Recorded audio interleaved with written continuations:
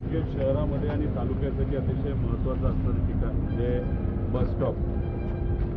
तो चांगल्या प्रतीचा असावा अशी लोकांची मागणी होती। महाविकास आघाडी सरकार असताना आम्ही पाठपुरावा केला,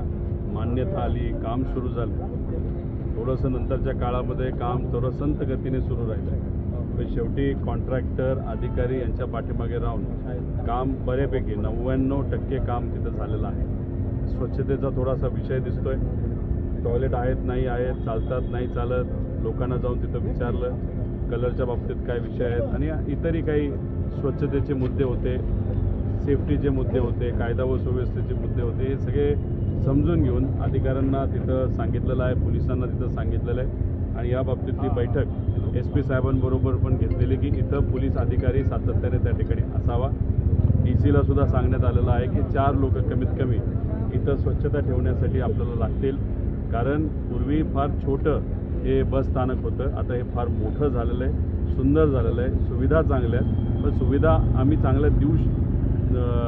देत असतो, पण त्या चांगल्या राहतात का नाही बघण्याची जबाबदारी अधिकाऱ्याची असते। त्यामुळे अधिकाऱ्यांना काही गोष्टी तिथं सांगितलेल्या आहेत, काही क्वालिटीमध्ये जे विषय आहेत ते सुद्धा इथं असणाऱ्या कॉन्ट्रॅक्टरला आम्ही सांगितलेले आहे। 15 दिवसाच्या आत आता ही जी टॉयलेटची टाकी आहे ती चॉकअप झाली होती असं नागरिकांचं म्हणणं आहे। नाही, काही दिवसांपूर्वी जेव्हा तहसील कार्यालयाला आम्ही सर्वजण बसलो होतो, BDO अधिकारीसुद्धा तिथं होते आणि मग चर्चा होत असताना काही नागरिकांनी तक्रार केली होती की बस डेपोचं जे टॉयलेटचं पाणी आहे एका ठिकाणी तुंबतं आहे, त्यामुळे आमच्या बोरवेलला खराब क्वालिटीचं पाणी तिथं येतं आहे आणि मग ही गोष्ट कळल्यानंतर अधिकाऱ्यांशी आम्ही बोललो, त्यांनी ते थांबवलं आणि त्याला पर्यायी व्यवस्था ही पंपिंगची आता केलेली आहे, म्हणजे त्या बाजूला पाणी जाणार नाही, तर पुढच्या काही दिवसांमध्ये ते पाणी उचलून पंपाली दुसरीकडे नेऊन आणि मग तिथून विल्हेवाट तिथं लावली जाणार। अस्थिरीकरण या भागात नव्हतं, त्यामुळे धूळ बरंच काही चिखल होत होता, त्यामुळे पूर्णपणे अस्थिरीकरण केलेलं आहे। थोडासा भाग अस्थिरीकरणाच्या बाबतीतला राहिलेला आहे, त्या बाबतीत सुद्धा आम्ही पाठपुरावा अधिकाऱ्यांशी तिथं करत आहे की हे लवकरात लवकर काम जर पूर्ण झालं तर मग जामखेड तालुक्यासाठी महत्त्वपूर्ण असणारं हे आपलं जे ठिकाण आहे त्याला एक चांगली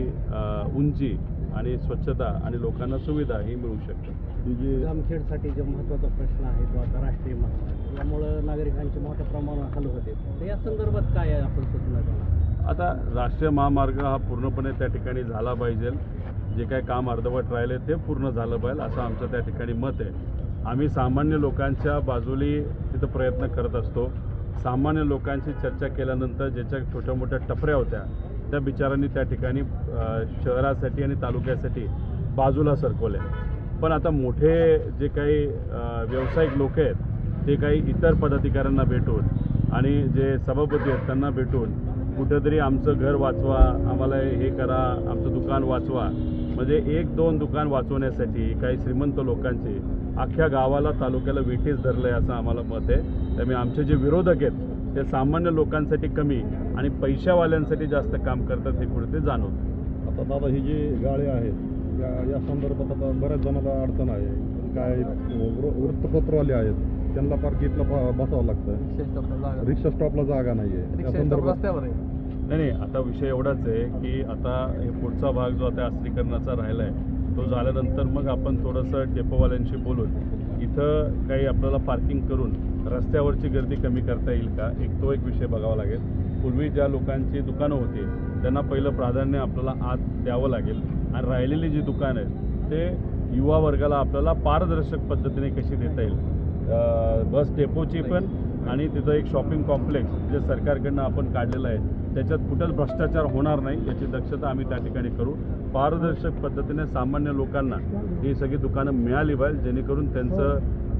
घर या दुकानांवर आणि तिथून होणाऱ्या व्यवहारावर चालेल। ओके, थँक्यू, धन्यवाद।